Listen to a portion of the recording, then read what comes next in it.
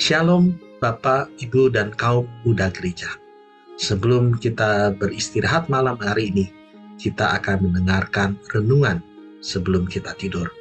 Dan malam hari ini firman Tuhan terambil dari Lukas 1 ayat 13. Tetapi malaikat itu berkata kepadanya, "Janganlah takut, hai Sakaria, sebab doamu telah dikabulkan, dan Elisabet istrimu akan melahirkan seorang anak laki-laki bagimu, dan haruslah engkau namai dia Yohanes." Saudara yang kekasih, menanti adalah satu kegiatan yang melelahkan, karena kita menghadapi sesuatu yang belum pasti. Akankah jadinya baik atau tidak baik? Atau akan jadi lebih mudah atau lebih sukar? Dan kita mempunyai banyak asumsi dalam pikiran kita. Banyak perkiraan-perkiraan di dalam pikiran kita. Dan disinilah biasanya logika kita akan sering berperan. Kita akan mulai menghitung-hitung, kalau begini maka akan jadi begini. Atau kalau begitu jadinya begitu pula. Namun bagaimana kalau tidak jadi begini atau jadi begitu? Atau akan jadinya bagaimana? Nah, ini yang kadang membuat kita stres atau tertekan. Karena menghadapi sesuatu yang tidak pasti. Kita mengandalkan pengetahuan kita browsing, kita googling, atau kita minta pendapat orang lain. Sehingga jawaban akan doa kita, menurut kita, akan sesuai dengan hasil googling atau browsing, atau menurut pemahaman manusia. Saudara yang kekasih, iman Sakaria dan Elisabet adalah orang yang setia kepada Tuhan. Dan mereka pun punya pengharapan bahwa mereka akan mempunyai anak.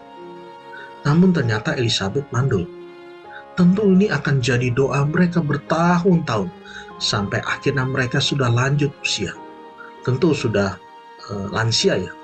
Nah, dalam lanjut usia ini, ternyata Tuhan menjawab doa mereka. Dan jawaban Tuhan di luar pemikiran manusia. Secara logika, Sakaria menyatakan bagaimanakah mungkin, karena mereka sudah lanjut usia. Dan akhirnya Sakaria pun menjadi bisu karenanya.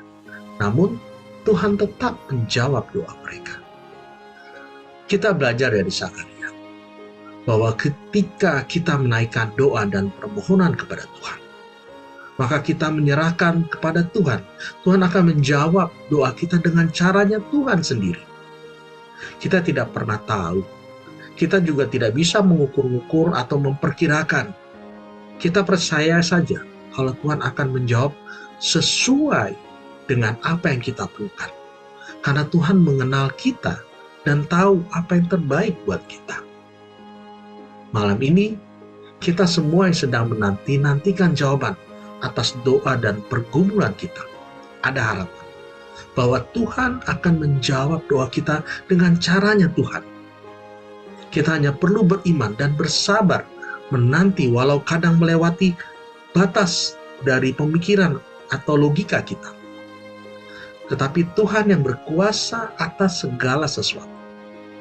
Dan sebagai akhirnya kita ingat akan firman Tuhan dalam 1 Korintus 2 ayat 9. Tetapi seperti ada tertulis, apa yang tidak pernah dilihat oleh mata, dan tidak pernah didengar oleh telinga, dan yang tidak pernah timbul di dalam hati manusia, semua yang disediakan Allah untuk mereka yang mengasihi Dia.